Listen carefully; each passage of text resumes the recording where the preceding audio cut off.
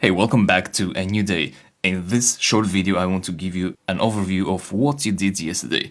Yesterday was about creating your own functions. We built this custom function here. This custom function read the todos.txt file and it returned the to-dos in that text file as a list. And then we call this function at several places in the script, such as here. So we get the list of to-dos and store it in the to-dos variable. And then we do further operations to that to-dos list. We also called it here in the show condition and also at other places in here.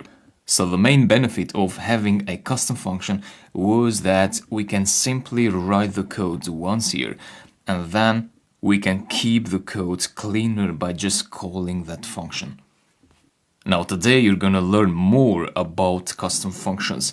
You're going to learn how to write more advanced functions. So let's get ready and I'll see you in the next videos. Thanks.